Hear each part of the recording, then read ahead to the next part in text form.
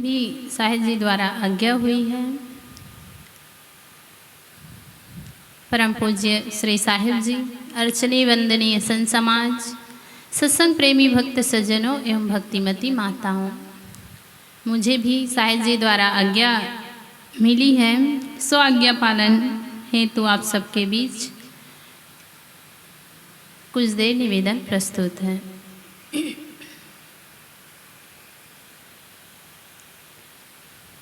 सदगुरु कबीर साहिब जी की एक साखी है। आए हैं सो जाएंगे राजा रंक फकीर, एक सिंहासन चढ़ी चले एक बंधे जात जंजीर।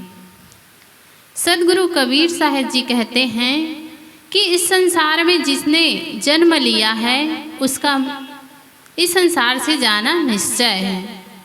चाहे वह राजा हो, रंक हो, फकीर हो, किसी भी परिस्थिति में रहने वाला व्यक्ति हो या कोई भी जीवधारी हो, सबको इस संसार से एक दिन जाना ही है। कोई यहाँ रहने वाला नहीं है। जिसने जन्म लिया है उसकी मृत्यु निश्चित है। एक सिंहासन चढ़ी चले एक बंधे जात जंजीर, अर्थात एक सिंहासन पर चढ़ कर जाता है और एक बंधे हुए जंजीर में जाता है। अर्थात सिंहासन में बैठने का यहाँ तात्पर्य है कि शुभ कर्मों की कमाई करके सिंहासन पर बैठकर जाना, और जंजीरों में जकड़ कर जाने का तात्पर्य है कि कुसंस्कारों की पूंजी अर्जित करके जाना। जिस प्रकार से देखा जाता है कि कोई महान व्यक्ति होता है, राजा होता है, उसको सिंहासन मिलता है, और जो अपराधी होता है, जिन्होंने किसी प्रकार से गलत कर्म किया है, उसको जंजीरें मिलती हैं। और यह जंजीरें एक ही बार में इकट्ठा कहा जाए, एक ही बार में जंजीरों में नहीं जकड़ा जाता, बल्कि हमारे कर्म धीरे धीरे करके हमें इस प्रकार से गलत कर्मों की जंजीरों में जकड़ लेते हैं कि हमें पता ही नहीं चलता। यदि हमें अपने जीवन में आगे बढ़ना है, सिंहासन रूपी शुभ संस्कारों को अर्जित करना है, तो हमें संत गुरुजनों के संग करना होगा, उनके सानिध्य में जाना होगा, सद्ग्रंथों का अध्ययन करके उनमें बताए हुए जो निर्देश है उसका पालन करना होगा कि हमें जीवन में कैसे आचरण करना है। तन मन और वचन से किसी को कष्ट नहीं पहुंचाना है, किसी को दुख नहीं देना है। यदि हमें कभी किसी के अनजाने में हमसे किसी को कष्ट हो जाए तो उनसे क्षमा मांग लीजिए।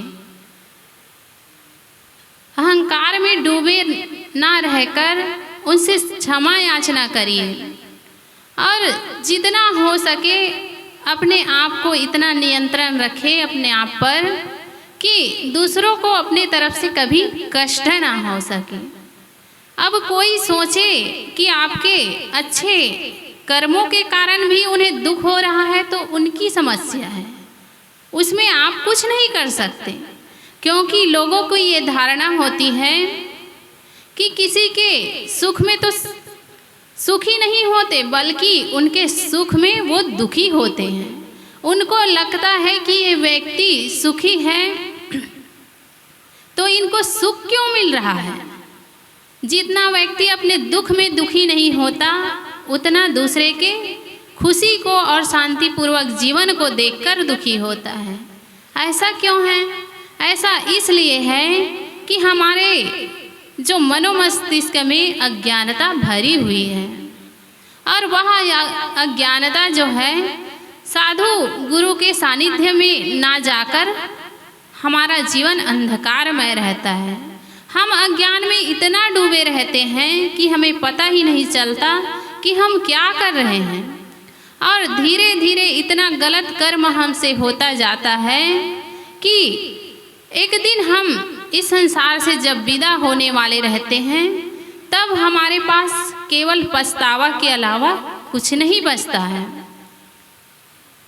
राजा सिकंदर के लिए कहा जाता है कि वह अपने देश से दूसरे देशों को जीतने के लिए, अपने कब्जे में करने के लिए जब अपने घर से निकले तो उन्होंने संकल्प किया था कि मैं विश्व विजेता बनकर अपने देश वापस आऊँगा।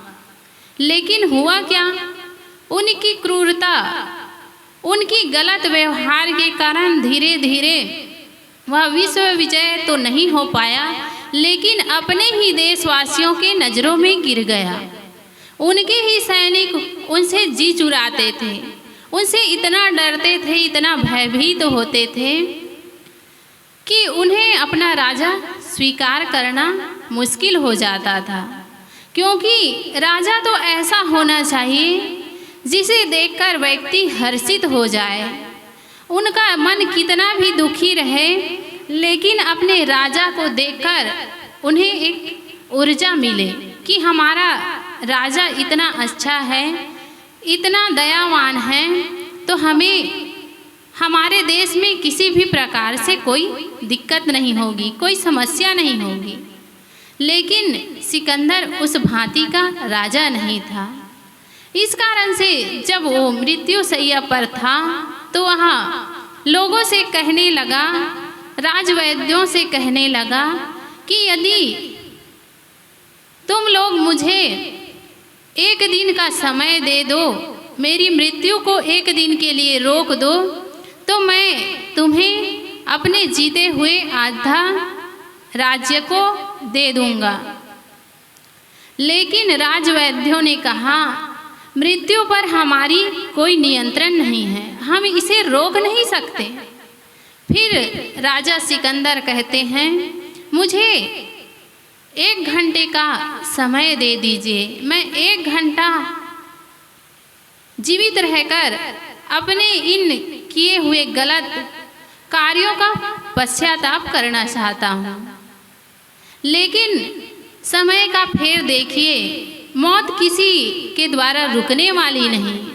जब मौत आती है, चाहे कितना डॉक्टर बैठा हो, कितना वैद्य बैठा हो, कोई कुछ नहीं कर सकता। वहाँ अंत में हाथ पछताते हुए इस दुनिया से विदा हो गया। चाहता तो अपने शक्ति का सदुपयोग कर सकता था, लोगों पर दया और अपने धन को लेकर दूसरों की भलाई में लगा सकता था। लेकिन उन्हें तो विश्व विजेता बनकर इस संसार में एक सम्राट बनना था, सबको जीतना था। लेकिन उन्होंने अपने लिए शुभ संस्कार व धन तो बहुत कमाया, बहुत देशों पर अपनी कब्जा जमाया, लेकिन अपने आप पर कब्जा नहीं कर पाया, अपने जीवन को सफल नहीं बनाया और एक दिन पछताते हुए अशुभ संस्कार रूपी जंजीरों पर जकड़ कर गया। हमें सावधानी पूर्वक जीवन जीने की आवश्यकता है। यदि हमें सिंहासन पर बैठकर जाना है तो हमें गलत कर्मों से हटकर, उससे मुड़कर हमें सत्कर्मों की पूंजी अर्जित करनी होगी, अपने कल्याण की भूमिका बनानी होगी। हमें यहाँ जीवन क्यों मिला हुआ है, इसको जानना होगा और इसको जानने के लिए सद्गुरुजनों के सानिध्य में जाएं, उनसे चर्चा करें, उनसे पूछें कि हमें यह जीवन मिला क्यों है, और यह जीवन मिला हुआ है तो इस जीवन का उपयोग कैसे करें। जब तक हम इस जीवन को जानेंगे नहीं कि तब तक हम उसको सही दिशा नहीं दे सकते।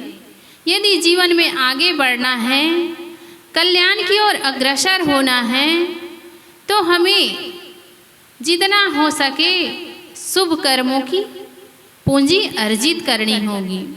तभी हम जंजीरों में जकड़कर नहीं, बल्कि सिंहासन पर बैठकर इस संसार से जाएंगे।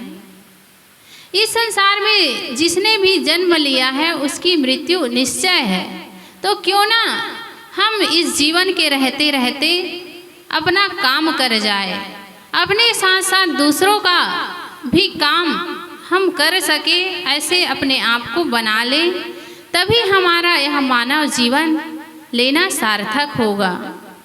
सदगुरु कबीर साहब जी की यह साखी, आए हैं सो जाएंगे राजा रंग फकीर, एक सिंहासन चढ़ी चले एक बंधे जात जंजीर। सदगुरु कबीर साहब जी इस साखी के माध्यम से हमें बतला रहे हैं कि इस संसार में जितने भी जीवधारी जन्म लिए हैं उसको इस संसार से एक दिन विदा होना पड़ेगा। चाहे वह राजा हो, रंक हो, फकीर हो, सबकी मृत्यु निश्चित है, लेकिन जाने जाने में फर्क है। एक सिंहासन पर बैठकर जाता है, शुभ संस्कार रूपी सिंहासन पर बैठकर जाता है, और एक अशुभ संस्कार रूपी जंजीरों में जकड़कर जाता है। अब हमें सोचना यह है कि हमें इस संसार से विदा होना है तो किस प्रकार से जाना है, किस भांति से अपने जीवन को सफल बनाना है, उस पर विचार करके हमें जीवन में आगे बढ़ते रहना है। बस इन्हीं शब्दों के साथ मैं अपनी वाणी को विराम देती हूँ। बोलिए सदगुरु देव की जय। साहिब बंदगी। बोलिए सदगुरु देव की जय। अभी हम सब सुन रहे थे कि जीवन में हमें जाने से पहले या मृत्यु के पहले जो नेक काम करना है मुझे आज ही से प्रारंभ कर दें, क्योंकि किस क्षण क्या हो जाएगा यह कोई नहीं जानता। बहुत अच्छा जीवन की वास्तविकता को हमें परखाते हुए इसे प्रवचन में साहब जी ने हमें इंगित किया है। आइए प्रवचन की कड़ी को आगे बढ़ाते हुए हमारे बीच